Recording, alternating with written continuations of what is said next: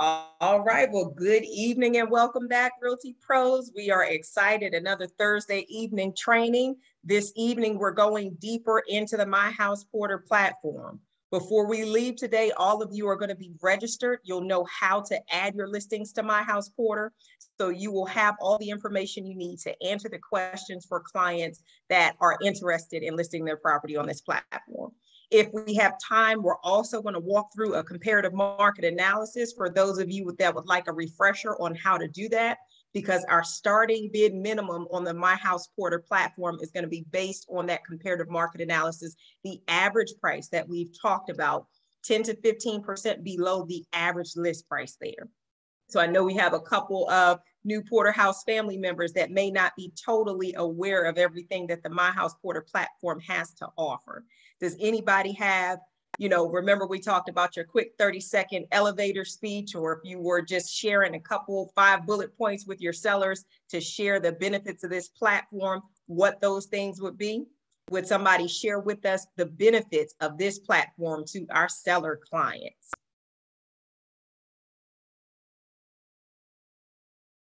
Who wants to go first?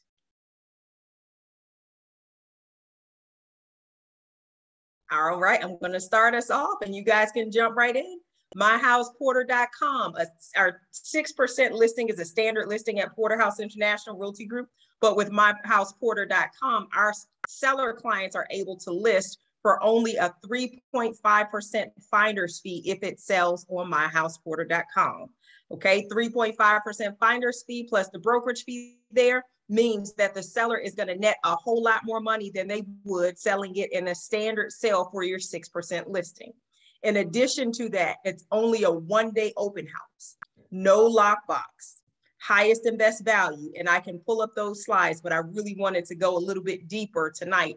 But for those of you that are newer, I want to make sure that you know what we're talking about when we say the MyHousePorter.com platform. This is an alternative to a standard sale that, as a listing agent, affords you the ability to come out looking like a knight in shining armor. Many of the clients that we work with on the listing side are going to be comfortable with the 6% standard sale, but some of them are going to ask for you to negotiate your commission.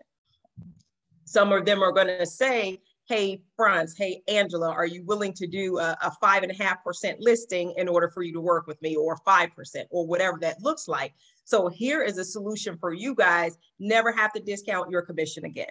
So on the listing side, that 3.5% finder's fee, that's the listing agent's commission. So you are going to make the exact same amount as if you were to take a full 6% listing in selling the property through MyHousePorter.com. Okay. And for your sellers, they net so much more on their listing because they're saving the whole buyer side commission right offhand. They're saving that money right offhand, right? That is an additional benefit to them because they're netting so much more. In addition to that, the terms of the platform dictate that the buyer is paying for transfer and recordation, which also is going to net your seller a whole lot more on their closing disclosure because they won't have to pay those transfer and recordation, right? And I can go to some of the terms of that so that you guys can see exactly what that looks like there. We've gone through it before, but I want to just refresh your guys' memory so that you remember all of the added benefits for your sellers, your seller clients. So when you're talking to them about the MyHousePorter.com platform, you're able to effectively convey all of the benefits that are afforded to sellers for listing their property with you through the MyHousePorter.com platform. Does anybody have any questions so far or anything that they would like to add to that? And Franz, I'm going to pick on you and I'm going to pick on Christian too, because you guys are newer to the MyHousePorter.com platform. What are your thoughts about such an opportunity? I see the MyHousePorter.com, but I don't have the page you're having now. So what I've done is I've clicked on one of the actual listings so that I can go into the terms. So I've clicked on Polaris Drive, 11502 Polaris Drive, and I'm scrolling on down so that we can look at the terms of the platform. And I like that. You're on the site as we're training. I like that. And everybody's going to have to do the same thing because you guys are going to actually register tonight. All right. so that when you get your listings from sellers who want to utilize the myhouseporter.com platform, you don't have to call and say, hey, what do I do? How do I list this property on there? You're already going to be registered on the platform so that you will be able to list your properties there. All right. So benefits to the seller, it is totally, it's front loaded for the seller so that it's a tremendous benefit so that you look like a knight and you are a knight in shining armor to all of your seller clients. Okay. I wanted to just highlight to you guys other auction platforms. There's one that is above Baltimore in that area. And for that platform, buyers are paying a 6% buyer's premium. Whereas on myhouseporter.com, buyers are only paying a 3.5% buyer's premium. Banks that have auction platforms or utilize those platforms, buyers are paying a 5% premium. On myhouseporter.com, it is only a 3.5% buyer's premium. Okay. On myhouseporter.com, buyers only have to bring or send over a 1% earnest money deposit. Whereas for some of the other, auction platforms, buyers have to wire in a 10% deposit. So if you were looking at, another platform that's in the Baltimore area that is doing the auctions as well, you want to know that we've been very diligent to make sure this is something that affords a tremendous benefit to both buyers and sellers. Okay. Unlike with some of the bank auctions. Hello, Kristen, how are you? Hi, good, how are you? I have a quick question about what you said. Can you repeat what you said about, so on the My House Porter platform, the buyer's premium is 3.5%. You said on other auction sites, it's typically 5%, you said? Yes. So for typical auctions, it's anywhere between 4 and 6%. 5 to 6% is average. So that's what buyers normally pay as a buyer premium in order to purchase a property in this manner. Okay. Some of the benefits to the buyer is, of course, that they don't overpay because everything is open so that they're able to see those competing bids. When the property actually does make it to auction, that's very competitive and the buyer doesn't have to worry about, Kristen's listing this property. I'm willing to pay up to $575, but I don't want to offer my highest and best because I don't know if she's going to get any offers that are so much lower than that now I've overpaid. So they can make their bid on myhouseporter.com and they compete back and forth up to the escalated price that they are comfortable with. And the premium is a very, very nominal cost for that 3.5% buyer premium, right? Okay. So another benefit of this platform also is that unlike with a lot of your bank auctions, that 3.5% buyer premium is not a lump sum payment that the buyer has to bring to settlement. This is not an additional out-of-pocket expense for the buyer. This is, if you see at the bottom of the page, the fee is added to the winning bid amount and is paid by the buyer. So the high bid plus the buyer premium equals the selling price. So it is financeable. So whatever the buyer's finance type is, this is just rolled into it. So it is not lump sum out-of-pocket big expense payment or anything of that magnitude there. So tremendous benefit for the buyer because they're able to finance it. So those are some of the things that I wanted to point out to you guys with regards to terms and conditions on both sides. Does anybody have any questions about that? All right. So just to reiterate what we talked about from last week, myhouseporter.com is an independent entity now. So myhouseporter.com as an independent entity, that 3.5% buyer premium, 2.5% of that goes to the buyer's agent as their co-brokerage or referral fee. 1% goes to the myhouseporter.com platform. Your seller is only paying 3.5%. They're netting so much more on their listing, and a lot of these expenses that they would have had to pay, the platform makes the buyer responsible for those transfer and recordation, okay? Does anybody have any questions or any thoughts or anything about that thus far?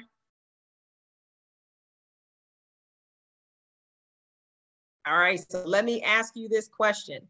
France and Christian, since you guys are newer to the myhouseporter.com platform, if you were going to list with a seller and the standard listing commission is 6% at Porterhouse, we can't say what it is at other brokerages, but we know what, the standard is in that regard. And you were able to offer them a product that only commits them to paying 3.5% if it sells on this myhouseporter.com platform and giving them the highest and best value no showings, 1 day open house, no lockbox. How do you think you would be received? What are your thoughts about that? Everybody, okay, can I go? Yes.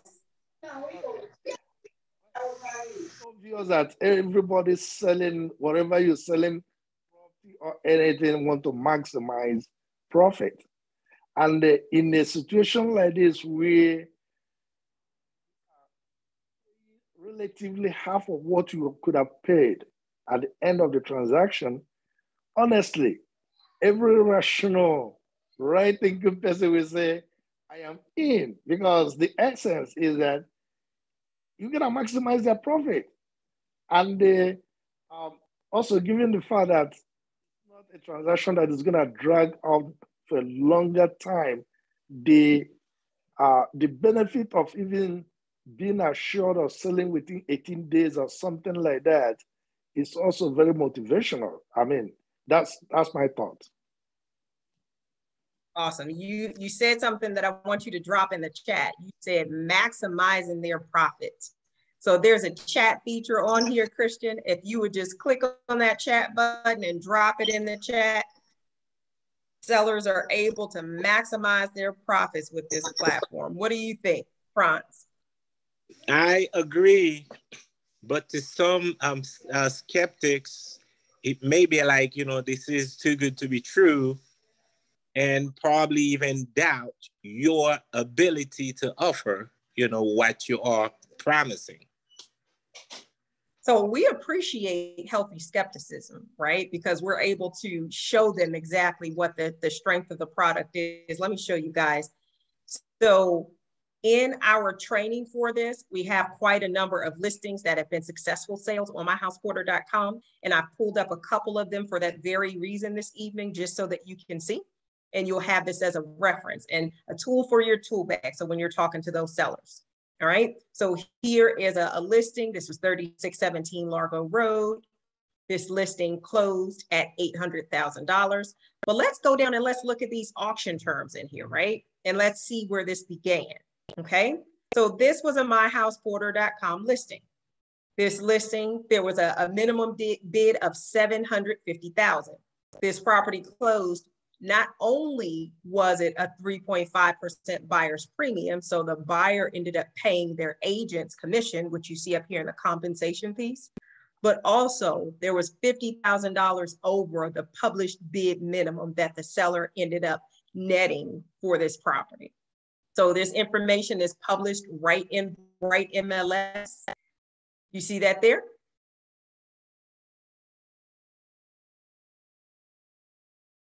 So what are your thoughts about the skeptic now, Franz? You're on mute.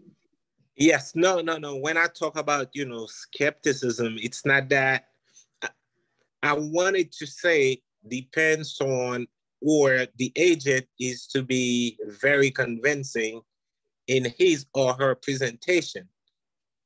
It's not, sometimes you say something, people don't take it at heart. Depends on how you present it. Okay, so tell me how you would present that information. Let's talk about that a little bit more thoroughly while I go ahead and pull up the presentation for you guys, because that's very important. How would you present that information?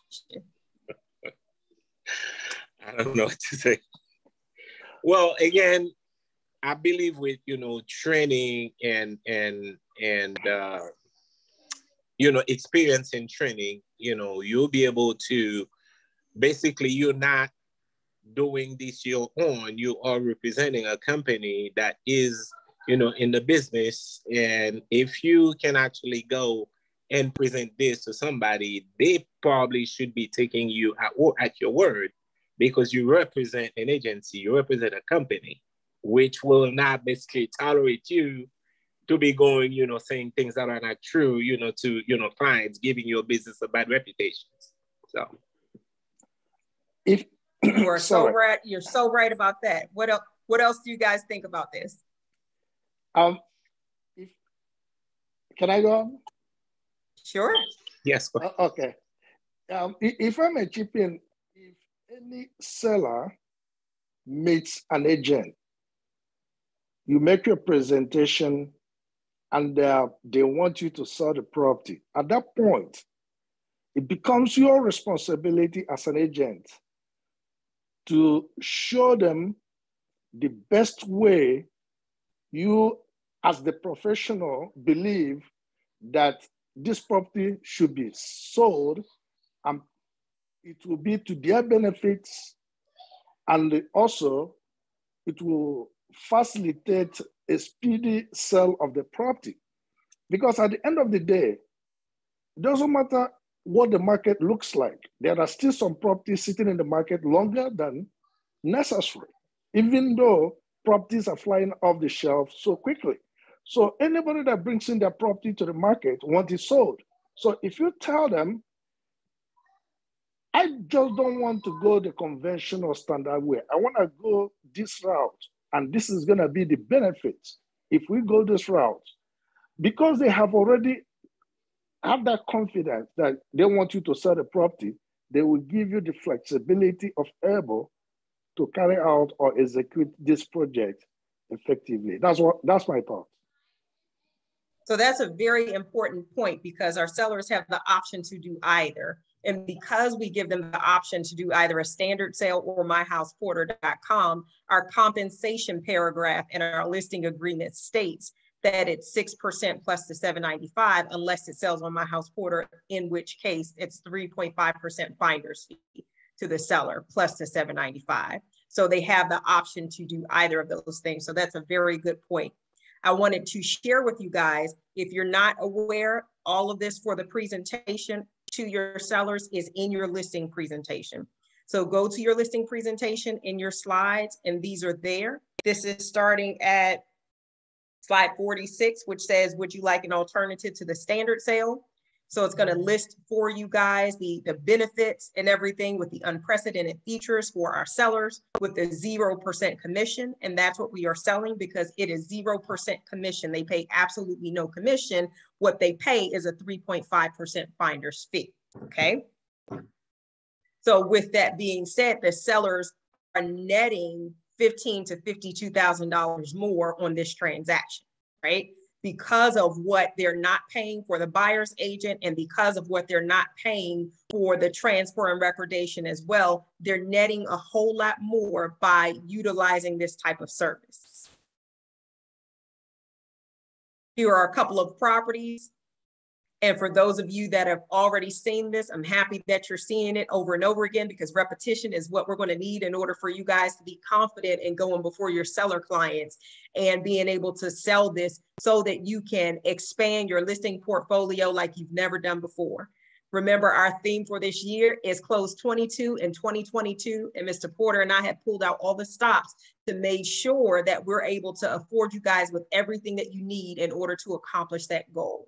And this was a crucial part of that process, making sure that we set you guys apart in the industry as having a product that really is going to separate you from the rest of the competition, right? Because there are a number of agents. You can throw a rock and find an agent somewhere, but who's going to be able to sell the property for the most money in the least amount of time with the least amount of headache to your seller?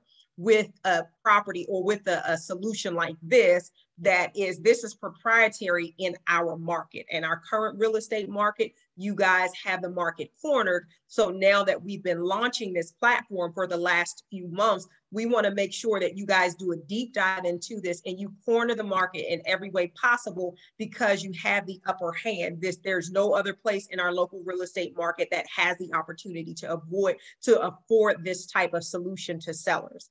So you're going to hear me say it over and over again, because when you're the first, one to the market with something, you have a tremendous opportunity to dominate. So we want to make sure you guys know what has been afforded to you in our building of this platform. Okay. France, just so you know, in your presentations, you have all of these talking points. So you have a number of the former sales in there. You have a number of the former bids. You have all of this information for your reference, and so that you can share with your seller clients also. You have some of the pieces from the MLS, which are able to go directly to the MLS in order to cross-reference that information. But they've been pulled into the presentation version for you guys so that when you are selling your seller clients on utilizing this platform, you're able to speak confidently, right?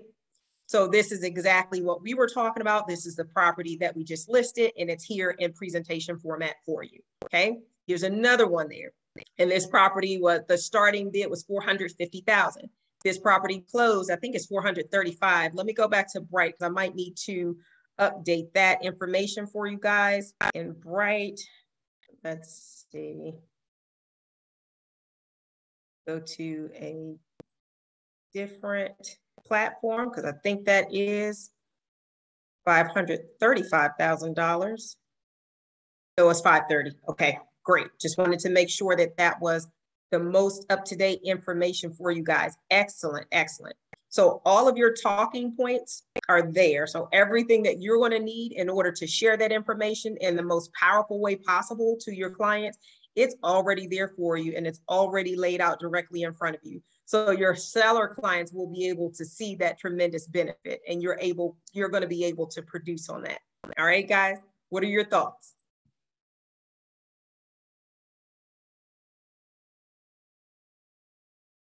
Hello, Talita. I see you've turned your video on too. It's good to see you. Welcome, Joy. I see you joined since we began. And I did welcome you, Kristen, as well. All right, guys. So I'm going to come out of this presentation because that's not what we're doing this evening. But I wanted to share that with you guys because I know it may be new to you, Franz, and it may be new to you, Christian, as well. So you know exactly where to find that information. Thank you. You are welcome. Very much so. All right, so I'm going to go back over here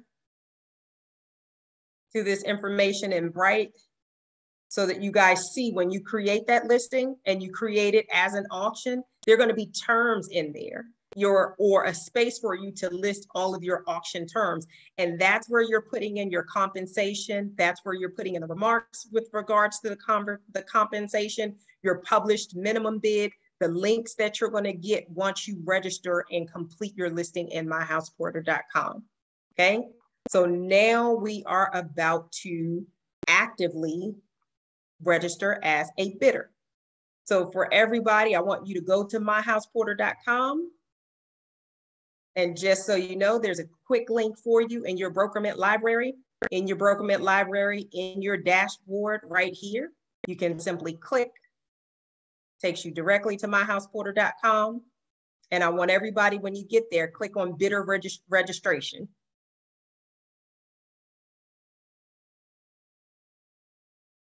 And let me know when you guys get there. Drop it in the chat. Let me know when you get there or unmute yourselves.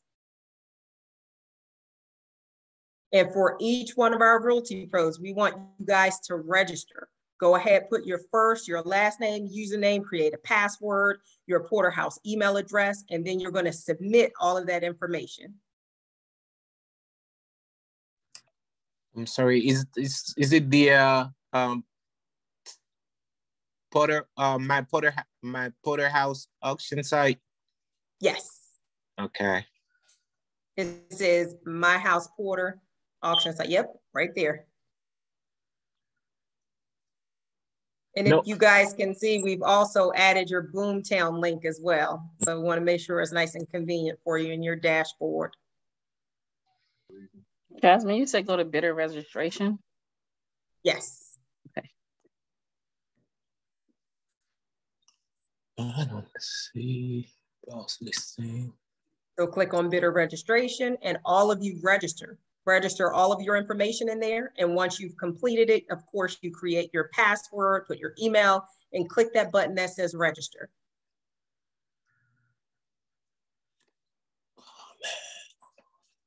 And once you've registered, then we'll be able to have you guys, we'll be able to give you guys access to create listings on myhouseporter.com. So sometime tonight, you'll be able to do that. At the latest, it'll be tomorrow morning, but we want for all of you to have access. So when you get those listings, you go right into myhouseporter.com and you're able to upload those listings based on all the criteria that's in Bright information, all of your remarks and photos and the like. I'm sorry, Jasmine. I am on it, but I don't see where to register. Can you please go back to that? Yep, sure enough. So right on the home screen. So if you ever get lost, click on the button top left that says home, and over on the right-hand side of that top toolbar, you're going to see bidder registration. Home, okay. It says how to bid. So go all the way over to the right-hand side of that toolbar where you see the button that says search. Directly beneath it, you're going to see bidder registration. Oh, yes, thank you. You got it. Yes. So go ahead and click on bidder registration. Mm-hmm. Awesome. Angela's registered. Who else is registered? Drop a message in the chat or either take yourself off mute. Let me know when you're registered. I want to make sure everybody is up and running before we end tonight. And remember also, awesome, Kristen is registered.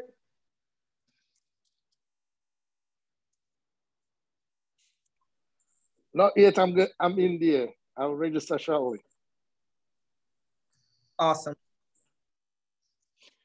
For username, do we use our Porterhouse login or just? So your username, I would use your first and last name, and your email address is going to be your Porterhouse email. So it's going to be franz@porterhouserealtypros.com. Awesome, Paula. I see you registered.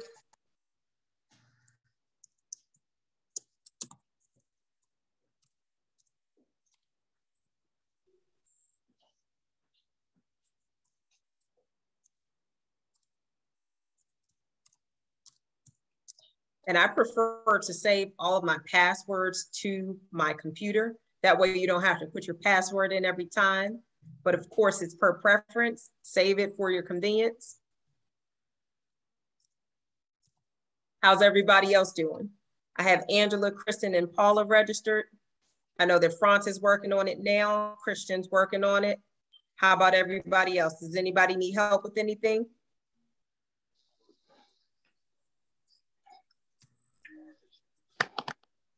Herman, I see you've unmuted yourself. Did you need help with anything? I'm working on it, Ms. Porter. I'm okay. Okay. Yeah, I think I got it. Okay. Ms. Porter, I'm driving, so as soon as I get to a computer, I'll be able to do it. Oh, definitely. Be safe. Please, by all means. Definitely. As long as you see where to locate it, it's fine. Go to the platform, and bidder registration is going to be on the right-hand side.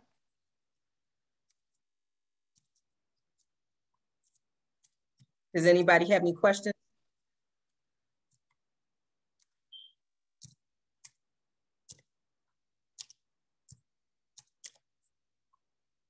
So Joy is driving. What about everybody else? Before I move from here, I want to make sure everybody's taken care of. Yes, give me just 1 second. Okay. Are we doing the updating your address part? You don't have to update your address. You just want to register as a bidder. If you would like to, I'm sure it wouldn't hurt. Okay. But just the top line information that you need. The biggest thing is making sure that your email address is your correct Porterhouse email address. I'm registered. Excellent. Password comes, okay. Don't match.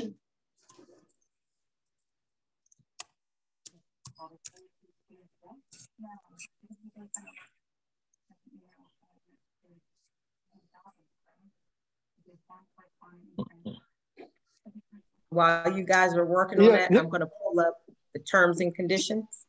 Just a question, please. Sure. I use my private email address and I wanted to use the Porterhouse. Is there anyhow it could be changed? Because I've already completed the registration using my Gmail. Can I change it? You know, I can reach out to our tech team to find out how to change it. If I were you, what I would do is I would try to do another registration because everything in order for you to be given access, you have to be Porterhouse. So you want to make sure that that is, they're able to identify that right offhand. Let me do it again. Okay.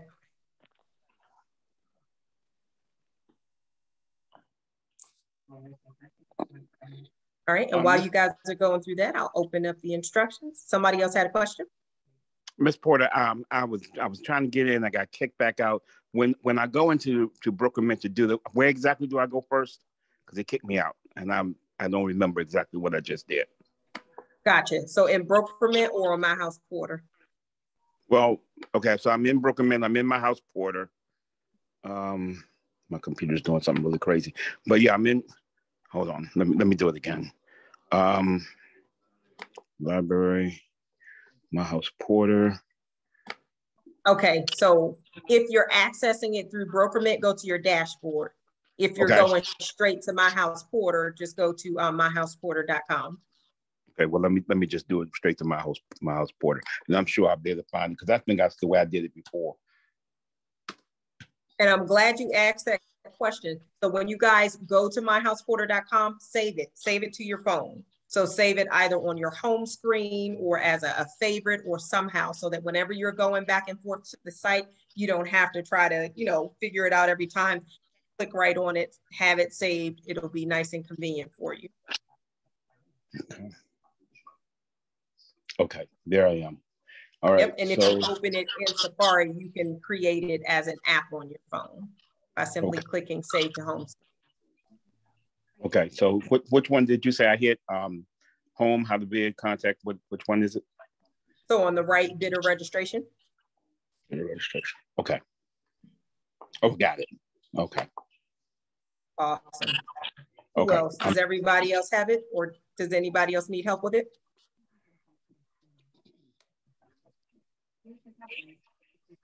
All right, then we will continue. I'm going to go to the terms for myhouseporter.com. Of course, right here in your BrokerMint library, where your other resources are, there are a couple of different items in your folder. myhouseporter.com terms and conditions, the listing qualifications, and then the instructions. Your terms and conditions, those are going to be the same as the ones that we just went over on the actual platform in and of itself. This is an agreement between the seller client and the buyer. So it's also an agreement between the brokerage because we've outlined these terms and conditions, but it's essentially the buyer and the seller agreeing to these things. So the buyer is agreeing to effectuate these terms as a part of their actual contract, okay? So those are the terms and conditions between the buyer and the seller, all right? Now, as it pertains to qualifications for the platform are between the seller and yourself as the listing agent. So the seller and the broker. So here are the listing qualifications, because every property is a property type for myhouseporter.com. Now we got to make sure, however, that the listing in and of itself qualifies, because the strategy that we use for myhouseporter.com is our pricing strategy. And we're going to go through that with the market analysis this evening. So here are our qualifications. You have a question, Paula? No, that's fine. Okay. So qualifications and everything is just reiterating these things for your client with those highlights: 0% commission, no lockbox, 1-day open house, 14-day sale, highest and best price. And because you are affording the seller with such a tremendous opportunity, they have to meet you halfway in that there are qualifications that they have to agree to in order to utilize this platform, right? If they choose to utilize the platform, great, then they get these benefits. If they say, you know what, I don't want to utilize the platform, then I want to use a standard sale. Either way, it's fine, but I want you guys to know what those qualifications are. It's very essential. Can I ask a quick question? Yes, of course. Can you walk me through the 14-day sale? I've heard you say this before, but is there a standard like time period where the house is, where the auction is open? Like, how do we talk through that 14-day sale? That is a great question. I want to see if there's anybody who's been on the myhouseporter.com trainings who wants to take a stab at it.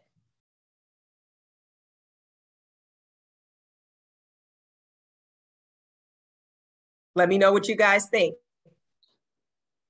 Would it be the 14 days is coming soon?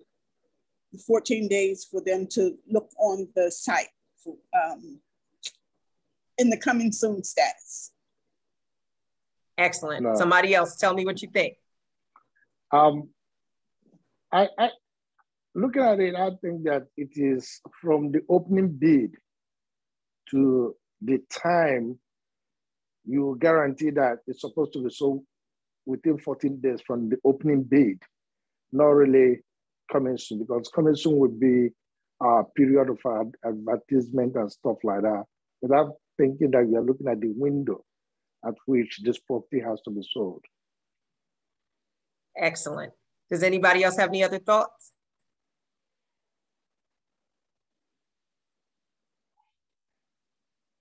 All right. If those are the two prevailing thoughts, then it is essential that we understand both of them, because that 14-day coming soon period is crucial, right? That is the time when we are advertising. That's the time when we're planning our open house. That's the time when we're sending out all of our broadcasts, all of our invites, our door hangers and mailers. That's the time when we are drumming up as much attention as possible. The property is not active, however, right? When the property does become active, that day of that open house, technically we're selling it in a 72-hour window.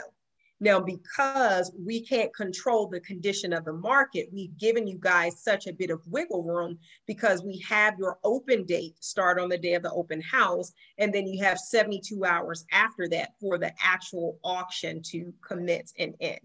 So if that's on a Saturday, Sunday, Monday, Tuesday, then your bidding is closing on Tuesday. It's actually you're selling that property within that 72-hour window. So you both are correct in that both of those are timetables that you need to pay attention to, but you want to make sure that the seller understands that coming soon period, that is not the date that the property is being shown, because before that open house, you can't show it before it's active. Once it's active on the market, that's when we're talking about from there. And to qualify the sale, that's being under a ratified contract. So that is why it's, go ahead, Kristen. So we're essentially saying that for approximately like 10 days, we're doing the advertising, the coming soon piece. Then it's the open house, and then it's the 72-hour auction. So almost. Kind of. Yep, almost. You got it mostly. So in any of our sales, we have a 21-day window for coming soon. You guys are all familiar with the coming soon feature, right? Mm-hmm. Yes. So perfect. So for all of our standard listings that we have on the market, we have a 21-day period in which we're able to market the property aggressively so that we drive attention and buyers to the property on the date that the property becomes active, right? For myhouseporter.com, we do it a little bit sooner. So we give a 14-day window for the coming soon so that we're advertising it and we're getting it to active sooner than your standard, coming soon period of 21 days. Now, after that 14-day period has expired for your coming soon, that's day one, because that's when it becomes active. Before the property is active, the property is not sold, it's being marketed. Does that make sense? So when it's active on that day of your open house, within 72 hours of that time, that's when you're getting a ratified contract for your client. Just like when you go to a builder and you purchase a home, you get that ratified contract, you put your deposit down, they mark that lot as sold because we have a buyer that has equitable interest in the property. They have that ratified contract, they put down their deposit, they're transferring over what they need to the title company, and now it's off the market because you've committed to making the purchase. Does that make sense? I have a question. Yes? I have a question. Sure. My question is, there are some properties that have gone into auction and come out of auction, still unsold, and they have to take it back to auction, probably 2-3 weeks after. Have you ever had such experience where a property goes into auction, stays for that period, of bidding and it was not sold, it has to go back to auction probably a couple of weeks after. So we have had land that needed a different timetable than your standard residential sales. For your standard residential sales, you're going to have a tremendous success rate, provided that you follow the pricing strategy that we talk about in the comparative market analysis, and that's where we're going. We have had a piece of land that was in Florida that we ended up selling for, I want to say $6,000 over the starting bid. The starting bid was $15,000, I want to say it was, and we can check it out on myhouseporter.com, and it closed for $20,000. Let me take a look at that one. So that was the land. Your residential is completely different. It is completely based on the price. Right. Land oftentimes takes longer to sell anyway. And if you guys have looked at lots of land, you're going to see some of them are on the market for 180 days, 360 days. So we're trying to push that aggressively and much more quickly through the myhouseporter.com platform. So this particular property here, this particular property was a lot of land, and the starting bid price was $15,900. It sold at $21,000.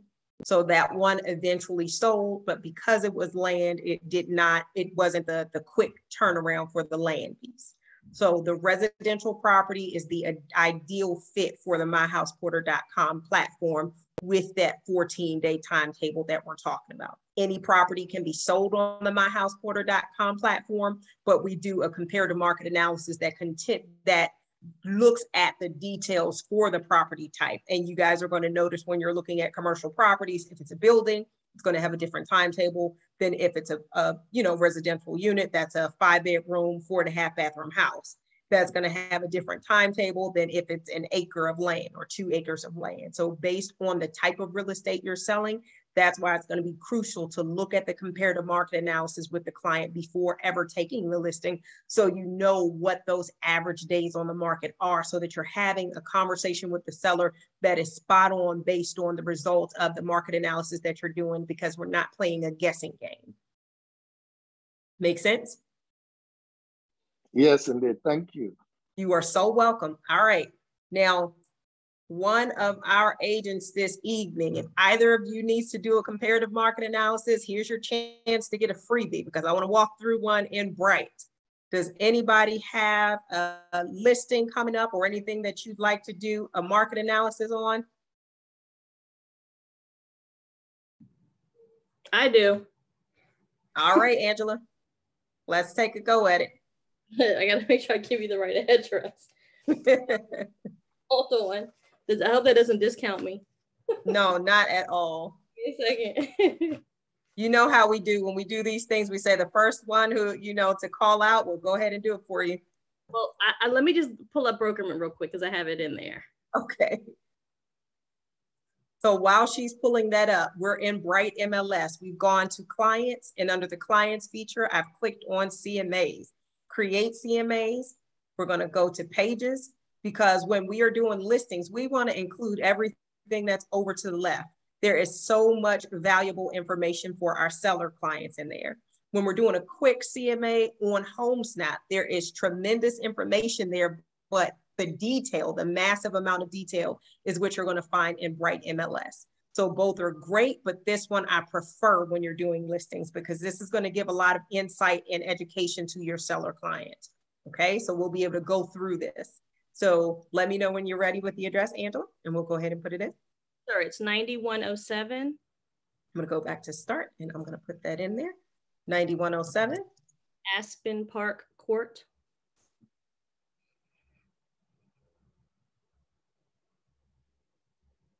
And that's right. Lorton, Virginia.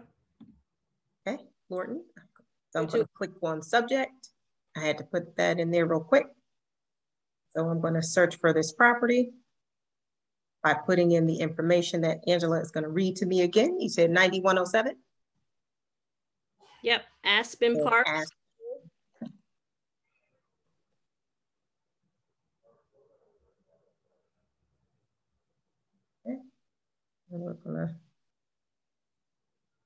And what was that zip code? 22079. 22079. Take this off. If it has ever been listed, 9107 Aspen Park. See if we just put in Aspen, if we can find it. If this one's too difficult, I do have another one. Nope, it's okay. I want you guys to see. I'll let you know what we just did. Is this one of those listings, Angela, that doesn't have any comps like it? No, it does. This is an easy one. Easier one. Got it. So as you guys could see, when I was putting that information in, I had Aspen Park as 2 separate words and the matrix wouldn't pull it up. So I simply backed out Park and I put in asterisk after Aspen. In doing that, it allows the matrix to pull up everything with the address 9107 Aspen anything, right? So there we find Aspen Park Court. So we're going to click on this listing, put a check in that box. And before we do anything, we're going to look at some of the specs. So we have 3 bedrooms, 2.5 bath. We have 1,120 square feet, built in 1983. See what other information we can find about the property. 0.03 acres.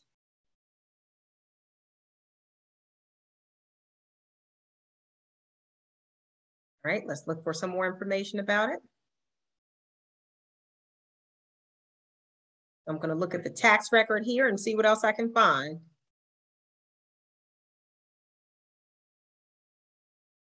Story type. There we go, 2 stories. So I'm looking to find as much information about this property as possible. When I pulled it up in Bright on its own, there were some features that were not available on the front page. I clicked on the public records. In the public records, I'm able to view the tax features and components of the property. What I'm looking for here, not only are the lot characteristics, but I'm looking at the properties, the features of the property, such as the basement type. There is a full basement in the property and the property has 2 stories. I need to know this right offhand before I go and do anything on my market analysis, because I want to make sure that I'm comparing apples to apples in terms of those comps. Let's see the legal description. We have everything we need there. All right, so I would have you guys to remember this information, but I'm going to make it easy for you. I will make sure that I simply duplicate this and leave it open so that we can come back to it. And I recommend whenever you're doing a market analysis and you have to pull up information on Bright, simply duplicate your screen by right-clicking at the top of the page and clicking on this button here that says duplicate, because you're going to have to come back and look at some of that information from the listing so that you can verify it and make sure that what you're choosing is spot on. Okay, so we're going to select this listing here. And then we're going to come on. I don't want to fill that.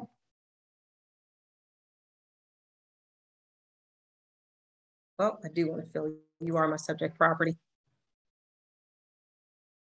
All right, so my city, zip code, I'm going to fill in as much information about the subject details as possible.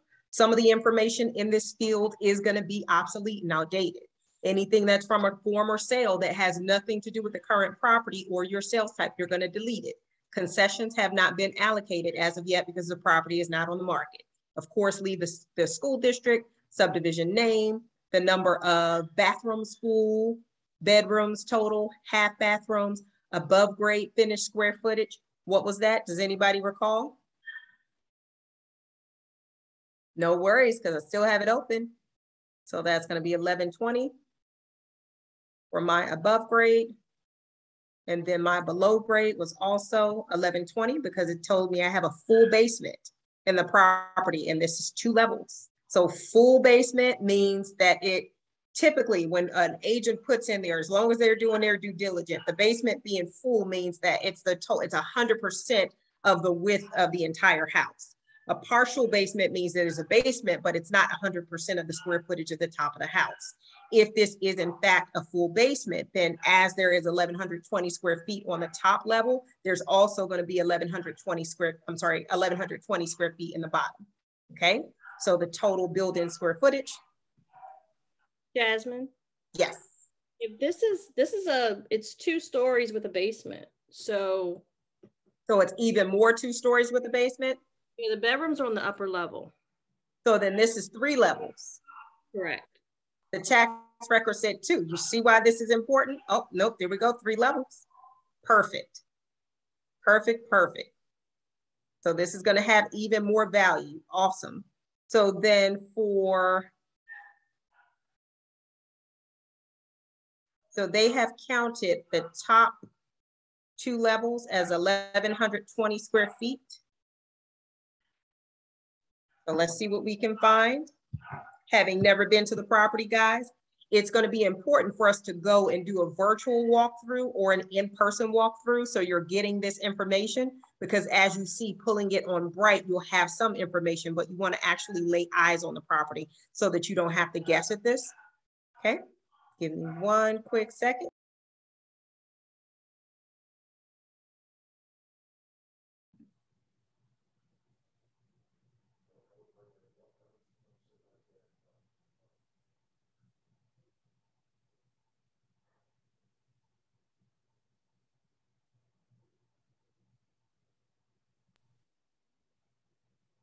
That precious new puppy was out there barking and barking. I had to ask him to please be quiet. And he's a very smart pup because he understood very quickly. There we go. All right, Angela. So here's going to be a quiz for you. The property is 3 levels with a full basement. The top 2 levels are 1,120 square feet. So if the basement is going to be half of that, because if that's split on the top 2 levels, then that means the basement would be half of that square footage. Can you verify that? Have you been to the property at all? I have. I mean, it has half the basement's finished. There's an unfinished laundry room area and there's a bathroom.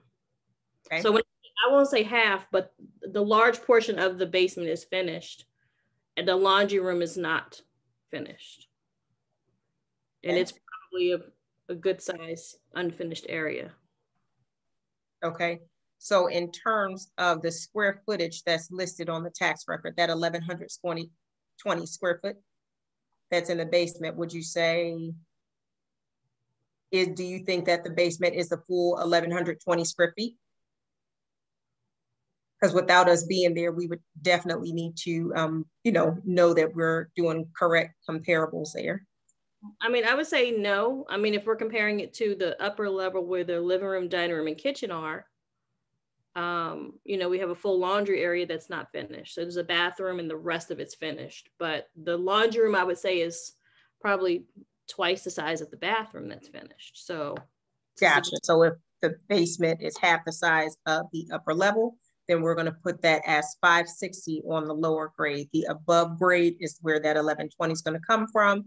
Then we have 560 on the bottom. All right. Does everybody see how we did that? So Jasmine, you use that tax record to pull this information? Because I guess sometimes I go to the public record, get my information, but is this a better place to go? So I like to cross-reference and compare information. However, I make all the information that I cross-reference subject to a visual inspection of the property, because most tax records are going to be outdated and a lot of them will not have all of the square footage of the house. If a client has finished a basement, if they've done an extra bathroom, if they've done a bump out, if they've added any square footage to the house, oftentimes it is not on the tax record. So this is a starting place for the sake of this activity, but it has to be our practice 100% of the time that either you are doing an in-person visual inspection of the property or you're doing a virtual inspection of the property, in which case you're simply going to have your appointment with your client. You can do it via Zoom, you can do it via FaceTime or whatever the case is, and you want to actually lay your eyes on it so that you can verify the information that you see in the tax record in the event that there's any inconsistency. Okay, so for the sake of our exercise, we're going to go with the above grade finished square feet of 1,120. We're going to go with a below grade finished square feet of half of that, which is going to be 560. And we're going to continue with our market analysis there. So that gives us a total building square footage of 1,680. Based on your visual inspection, Angela, does that seem to be correct? I think so. Okay. So there we go, total finished square foot, 1,680. And we're going to do 1,680 there as well. All right, let's see what other information we can add. Garage spaces, it had no garage based on the public records. Is that accurate based on what you saw at the property, Angela? Correct. Okay, perfect. Built in 1983, waterfront, no. Water sewage connection, tax year for 1995. That is very old, so we're gonna remove that because that no longer applies. Tax annual amount, that 1208. We don't have to attest for that, but we can verify that it is current with the assessment that we see, and it is, but that is based on 1995 data. Why don't they have updated information in there? Okay, that's interesting that that's the last. Okay, we have some more up-to-date information. So we're gonna skip past that because the taxes, that is not our wheelhouse. We do not have to affirm any of the tax information. That's gonna come directly to the buyers from the title company. So fees should be simple. Is that still the ownership type? Take that, days off market. Didn't mean to say that. Of course, that's still the ownership type, style colonial, natural gas, interior row house. Is that correct? Perfect. 3 levels, no pool. Take out this information. Hasn't closed just yet. This is from 1995. Property type, residential. Standard. Take that out, that's a former sale. All right, so now we've scrubbed the information and added anything that we could find that was missing on the left. Now we're gonna go to cover. Cover information is just, this is gonna come on over. And Angela, I can send this to you actually.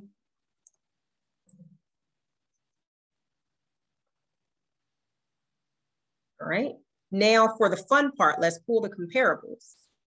And we're gonna add these from listing, which is what we click down at the bottom. And we're simply gonna go to our map search.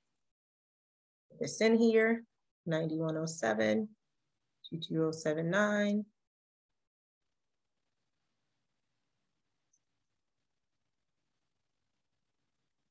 And that was Aspen Park. And what was that, Court, Angela? Yes.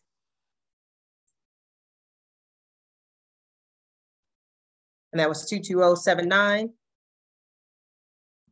Correct. Okay, we're gonna locate that. And we're gonna come out. We're gonna start with a mile radius and see what that turns up for us. All right, scroll on down, click on OK. All right, now what we're gonna do is we're gonna back out the address from here because otherwise it's just gonna pull up that particular property for us. But what we wanna do is see what is available on the market and coming soon so we know what our competition is, active so we know what our competition is, but also what's closed, what's pending, what's under contract so that we can see exactly what's going on in the market in that area. Currently there are 94 homes, but now we've got to just narrow it down, of course. So this property was a 3-bedroom. We're gonna do 3+ bedrooms. Total bathrooms was 2+ because it was 2.5. So half bathrooms was 1. Let's see what that gives us if we do that. Garage spaces 0. Okay, so we're gonna take out the garage spaces because that took us all the way down to 0 matches. Now this is, we can choose semi-detached in a row townhouse, interior townhouse, we can choose those. Okay, so that we have like kind structures here. Now let's pull up these comparables and let's go ahead and start comparing them with regards to the square footage. Total square footage for our listing. We were at about 1680 in terms of square footage. So now we want to consider those properties that have, of course, the closest in terms of bedroom bathroom ratio that are around that 1680 square footage in total, okay? So here, I'm gonna just, before I even scrub them, I'm gonna choose the ones that are closest to me and that are closest in size, and then we will scrub them down from there. All right, so let's see, 3-bedroom, 2.5 bathroom. Above grade, that's where that 1120, the 2 at the bottom are closest. We're gonna take this one at the top off. Above grade, 1120. And that also has a feature in the basement also. I'm going to take you off because you're smaller and you're larger. All right, guys, so we're going to play around with these comps until we find some that are as close to our subject property as possible. As we know, there is not going to be one that's identical to it, but we're going to choose the ones that are as close to our subject property as possible. I'm trying to choose the ones that are most similar in terms of the above grade, because the basement, although it's halfway finished, there's great square footage down in the basement. That's where the most of the property value is going to be, in that above grade finished square feet. Okay, so we are gonna, let's see, remove you because you have 1,400 and that above grade square feet. So now everything that we have is very comparable to what we're looking for. And these are all closed sales comps, okay? All right, so now let's take a look.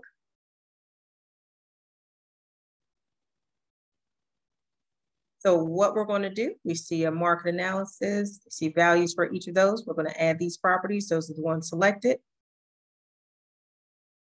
Now we could add a couple others for the sake of the activity. If we wanted to add this particular property, that's 3 bedrooms, 2.5 bathrooms, has 1,280 square feet.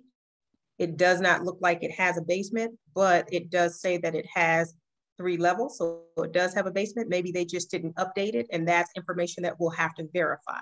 So okay, for the sake of, go ahead. I have a quick question. So usually when I do this, I also look at the subdivision that's listed, and I try to narrow mine down, because at least I know, like for instance, there is quite a few here on Aspen Park.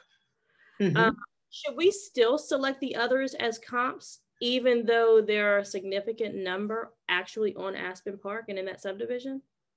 So I would say yes, and we definitely want to start with the subdivision. So that subdivision is going to be your Pohick Village.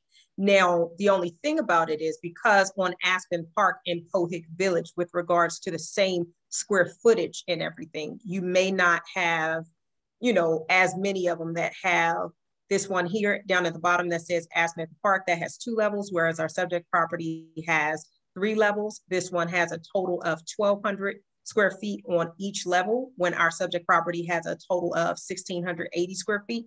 So it's not going to be exact, but what we can do is at least start with properties that at least give us as much like the property that we're looking for as possible. And we are going to remove some, we're going to add some. We're just looking at them to find the best comps here.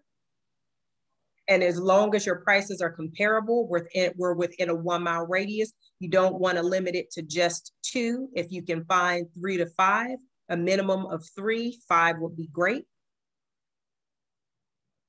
Let's see if this one is a good fit. This one we're gonna, that has 3 bathrooms.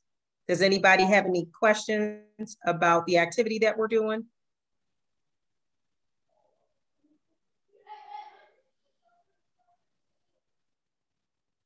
So here we are. So there are a number of other listings here. This one has an extra bathroom.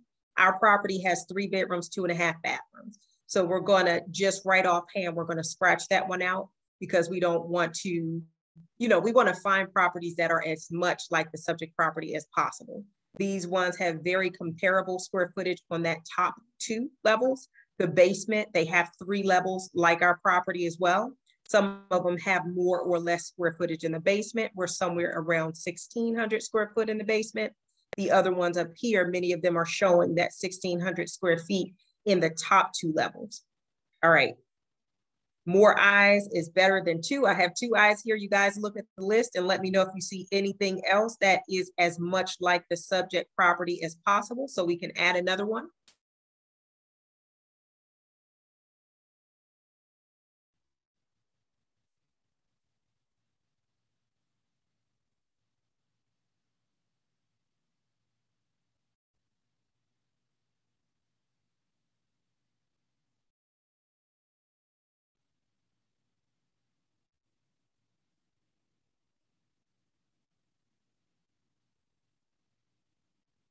Okay, so we're doing good with regards to proximity. All of these are within 0.1 mile of our subject property. So we're going to click on add selected.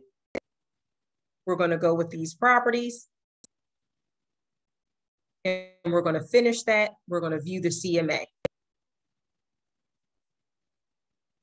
Now, the purpose of this exercise is to look at the comparables to figure out what that average, the median, average, high, and low values are. Because in order for them to go on the myhouseporter.com platform, we're going to be looking at the average value, and then our pricing strategy is going to be 10 to 15% below that average value. So it's important that we're pulling those properties that are like kind, but I want to point out that I'm doing this for the sake of the activity. Before I actually did this for real, I would definitely need to have a visual inspection of the property. We would need to know whether that property is in disrepair. We would need to know whether or not that property is completely renovated. We need to know how that property shows. Is it updated? What does it look like? Because what happens is the comps that we would choose, we're going to click on the actual comparables and see how much like the property that we've viewed the ones that we choose are. What we've done for the sake of the activity is choose them based on their specs and how close they are in terms of numbers to the subject property. We would take additional steps, however, when you're actually going to use this to prepare it and send to your seller client. Does anybody have any questions about that? Okay, perfect. So here is the purpose of all of this to get to this page. This is what we want to know. We want to know, in order to make sure that this listing is fit for the myhouseporter.com platform, what is that average list price in that area? That $435. What's the high? That's $450. What's the low? That's $415. My goal for the myhouseporter.com, we're going to look at that average, and then we're going to say 10 to 15% below. 15 is better because that's going to open them up to 80 to 90% of the buyers in the market. That's where our price point, our starting bid price is going to be for myhouseporter.com. Okay. So 15% below this $435 is our starting bid price. We're taking that 15% from the average, not the high. Okay. It's going to be very important for us to know that, because in some areas, you're going to have an even larger gap from the low to the high in terms of the range of pricing for properties that are like that within that vicinity. Sometimes you can see, you know, a really big range. I'm sure you guys have seen that. And I want to make sure that our conversations with our sellers are such that our pricing strategy is to look at the average amount and go 15% below that. And I know I've said that a few times because I want to make sure that everybody is comfortable with that, so that when your seller client is talking to you, you're saying, okay, well, this is what we're looking at. This is what our pricing strategy has produced. Here's how we're going to do that for you. Okay. And everything here is pretty consistent in terms of the market. We have to, of course, do our due diligence for the actual listing, scrubbing each property's photos to make sure that it is like the property that we're listing. Does anybody have any questions? Yes, Franz, this is going to be posted onto YouTube. If you have to get back to work, yes, it will be posted. And kudos, Paula, I see that you have registered. Awesome. Does anybody have any questions about this piece? Yes, I have a question, not on the process. I went for a training a couple of days ago, I think on Monday, with Carroll County, no, it was Tuesday, with Carroll County realtors. The attorney that was presenting said that real estate agents do not conduct CMA in terms of comparative analysis. That what we do is competitive analysis. So I don't know what your thoughts would be in that, because I keep hearing comparative analysis, which I think makes sense, but he said it's only the people that do appraisal that can do comparative analysis. I don't know how right that statement is. So as it pertains to what we do, so depending on actually the board, the document would say comparative market analysis or competitive market analysis. Ours is either comparative or competitive. Ours is not an appraisal. An appraisal gives the valuation for the property. They're the ones that are going to say, this is what the property is worth. This is a specific dollar amount down to the penny with regards to my opinion of value for the property. We are given an analysis of the market. So this is not an appraisal, and a seller cannot take this as an appraisal.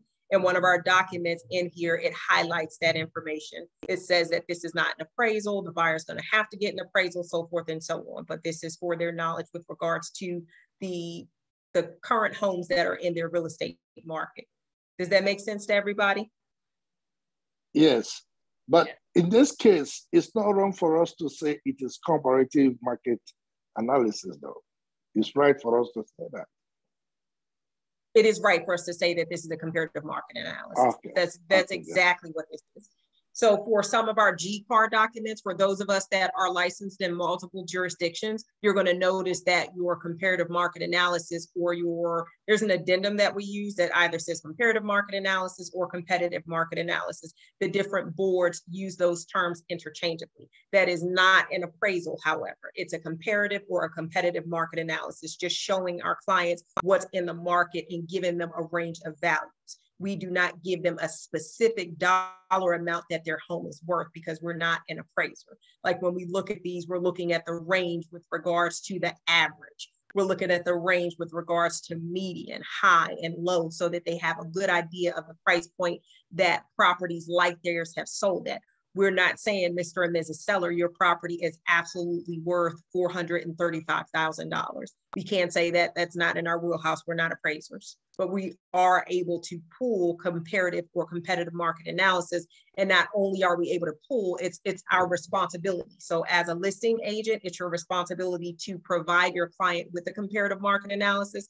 Just like as a buyer's agent, before you submit an offer, it's also your responsibility to provide your client with this comparative market analysis. Thank you. You are welcome, very much so. Any more questions about the comparative market analysis and the range and values that we're using to start our minimum bid on myhouseporter.com or anything else that we've gone over thus far? All right, I'm going to highlight something for you guys, because as I was sharing, when we're doing this for sellers and you're completing this CMA right in Bright MLS, there, when you add all of the pages that are afforded to you, it's going to give some very valuable insight to your seller. And a part of our listing presentation for myhouseporter.com is a piece that is pulled directly from this. And I'm going to scroll down until we get to it. So the effects of overpricing, but then you're going to see the money page coming up. Ta-da! There's your money page. That's our pricing strategy. We didn't pull it out of the water somewhere and, put our fingers up in the wind and say, let's figure out how to do this. This is information that is market-wide information. This is across the board. This is what our pricing strategy is derived from. And it's directly in your CMAs that you'll produce in Bright MLS. So when we talk about the market value, at that market value, if it is asking price and you're on market value, which is going to be your average, then that's going to command 60% of the buyer's attention in the market. When we're talking about pricing it 10% below the market, that's going to increase that number to 75% of the buyers in the market. When we reduce it to 15% below market value, that's when you're opening the door for 80% and so forth and so on to 90% of buyers in the market who will then be attracted to that property because of the pricing strategy. As you see down at the bottom, you're going to see this language in your listing presentation as well. Does somebody want to read that paragraph at the bottom for us? No, we have a couple teachers on the line. See if we can get one of our teachers to read that paragraph for us.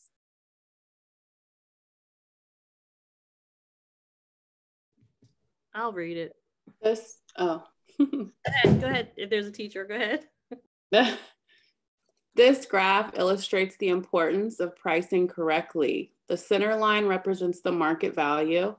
As you move above this market value, you attract much smaller percentage of prospective buyers, greatly reducing your chances of a sale. Conversely, as you move below the market value, you attract a much larger percentage of potential buyers. Thank you, Kristen. Let's talk through that.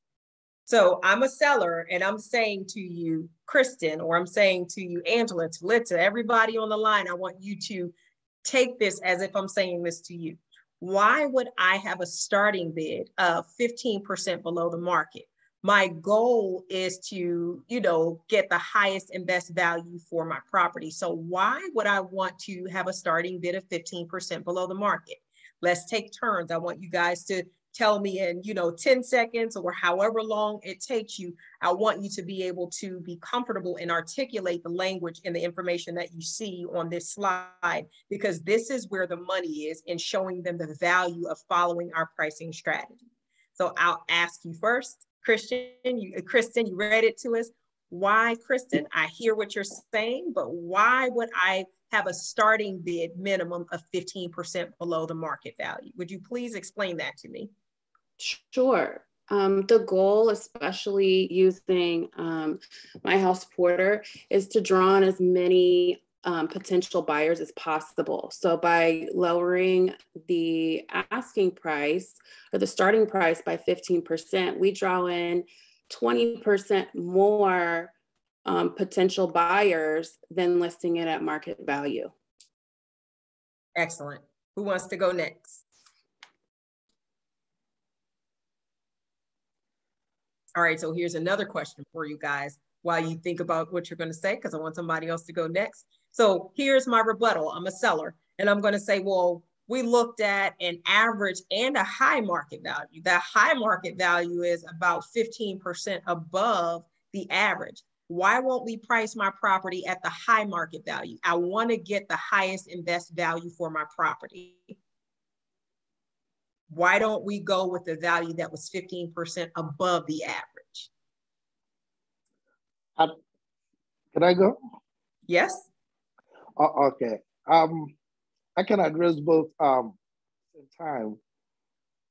When you go down 15% lower the market value, you are not only going to bring in more potential buyers, you are going to stimulate competition, and that competition will end up driving up the price above the market value. And when you go so high at 15% above the market value, you are going to depress interest, and as a result, decrease the number of potential buyers that will come and show interest to the property, thereby making it extensively difficult to market the property timely. Excellent. You guys are on point. Who wants to go next?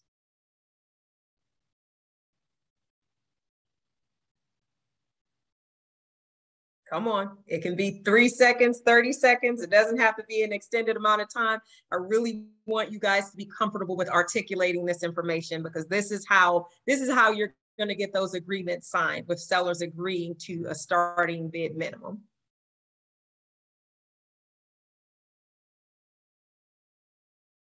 All right. If we don't have any more brave takers, thank you to Christian. Thank you to Kristen. You guys have done a phenomenal job with stating that, and that you're spot on. That's exactly what we want to convey to our seller clients. Okay. This is a proven strategy. This is, just this information. It's not something that we pulled out of the air, and that's what I wanted to highlight for you guys, so that you have a go-to. You have this page already in your listing agreement, but as you pull this from Bright and you send this over to your sellers, you can direct them to this page also, because the data speaks for itself. The numbers don't lie. The market has a voice, and what it's saying is, you price it below the market, you're going to have a wealth of interested buyers. That, as Christian stated so eloquently, that competition is going to push up that sales price. You price it too far above that market value, then now you're going to be limited to only a portion of the market that would even be interested in viewing the property. As we know, competition is where all of the good things lie for sellers. That's where you're going to get your highest and best value. That's where you're going to get your little to no contingencies. That's when you're going to get the multiple offers and bids so that you can have the pick of the litter. So that is the point in everything that we're doing. Make sure that your seller clients understand that that starting bid minimum, that is not the sales price. That is a strategic pricing strategy to trigger that competition so as to get them the highest in sale, the best value. Again, that is not the sales price. Okay, guys? Any final thoughts or questions as it pertains to that? It's 8:32, so we're going to go ahead and close out for the evening. But does anybody have any final questions, comments, concerns, thoughts, key takeaways, insights, or anything? I was just going to say, if you could repeat the last thing you said,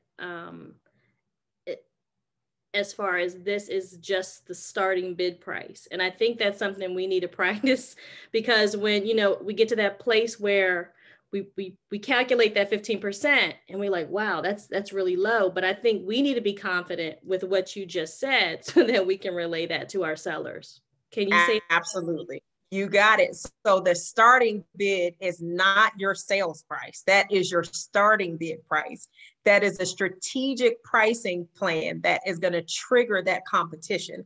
We are purposefully triggering the market. We're looking at the data, we're taking that data and making it work for us. We know that when we price it 15% below that average market value, that we're going to command the attention of 80% to 90% of the buyers that are in the market. Because we've captured such a large pool of the buyer, that's the vast majority of buyers in the market. Now we can command competition on that platform. That competition from those buyers is going to drive that price right back up to where the seller desired it to be in the first place. And they're going to get what they wanted from the platform, and they are going to net so much more money because they got what they want and they didn't even have to pay the buyer's commission or transfer and recordation or any of those things. So your starting bid is not your sales price. It is your starting bid price. It's a pricing strategy. All right, guys. So practice that, go through it, take a look at your slides. Go into Bright if you want to do a comparative market analysis. Look at all of the pages that are there, because oftentimes there are tools that are right at your fingertips and your disposal. And I want for us to exploit all of those options, exhaust the information, because this is what we need to digest in order to be able to regurgitate or convey that information to the seller in a confident manner. All right, guys. Well, I'm going to go ahead and end our recording for today.